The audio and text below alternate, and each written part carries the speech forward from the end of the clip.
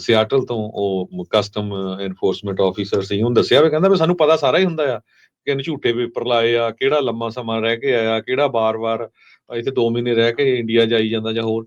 ਸੋ rule ਸਾਰੇ in place ਆ, ਪਰ ਕਹਿੰਦਾ ਵੀ ਆਫੀਸਰ ਤੇ ਡਿਪੈਂਡ ਕਰਦਾ ਹੁੰਦਾ ਵੀ ਉਹ ਜੇ ਨਾਈਸ ਹੈਗਾ ਤਾਂ ਕਹਿੰਦਾ ਕੀ ਚਲੋ ਫੀਲ ਕੋਈ ਕਰ ਨੀ, ਰਿਹਾ ਉਸ ਟਾਈਮ ਤੇ, ਉਹਦੀ ਜੇ ਫੀਲਿੰਗ ਨਹੀਂ ਕੀ ਤਾਂ ਆ, ਉਹ ਜਦ ਮਰਜੀ ਉੱਥੋਂ ਤੁਹਾਨੂੰ ਵਾਪਸ ਡਿਪੋਰਟ ਸਕਦਾ। ਅਨਫੋਰਸ ਸੋ ਕਰਨ ਦੀ ਗੱਲ ਆ ਵੀ ਉਹ। ਸੋ CHP ਦੇ ਵਿੱਚ ਬਹੁਤ ਸਾਰੇ ਆਪਣੇ ਪੰਜਾਬੀ ਨੌਜਵਾਨ ਕੁੜੀਆਂ ਵੀ ਕੰਮ ਕਰਦੀਆਂ ਆ, ਬਹੁਤ ਸਾਰੇ ਸਾਡੇ ਰੇਡੀਓ ਦੇ ਲਿਸਨਰ ਵੀ ਹੈਗੇ, ਸੋ ਉਹਨਾਂ ਨੂੰ ਸਾਰਾ ਹੀ ਪਤਾ ਹੁੰਦਾ। ਸੋ ਬਿਲਕੁਲ ਜਿੱਦਾਂ ਭਾਜੀ ਹੁਣੀ ਕਿਹਾ ਵੀ ਜਦੋਂ ਆਪਾਂ ਰੇਡੀਓ ਦੇ ਉੱਤੇ ਗੱਲ ਕਰਦੇ ਆ, ਜਦ ਤੱਕ ਸਾਡੇ ਕੋਲ ਪ੍ਰੂਫ ਨਹੀਂ ਤਾਂ ਸਾਨੂੰ ਫਿਰ ਕਿਸੇ ਦੇ ਉੱਤੇ ਬਲੇਮ ਨਹੀਂ ਲਾਉਣਾ ਚਾਹੀਦਾ। ਬਿਲਕੁਲ। ਹੁਣ ਮੰਨ ਲਓ ਵੀ ਕੱਲ ਨੂੰ ਉਹੀ ਤੁਹਾਡੀ ਜਿਹੜਾ ਪ੍ਰੋਗਰਾਮ ਆ ਉਹ ਸੁਣਾ ਦੇਵੇ ਤੇ ਆਹ ਦੇਖੋ ਜੀ, ਲੂਤੀ ਲਾਉਣ ਵਾਲੇ ਵੀ ਬਥੇਰੇ ਆ ਨਾ, ਉਹਨਾਂ ਨੇ ਵੀ ਕਹਿ ਦੇਣਾ ਆਹ ਦੇਖੋ ਜੀ ਉਹ ਤੁਹਾਡੇ ਖਿਲਾਫ ਇਦਾਂ ਬੋਲਦੇ ਸੀਗੇ।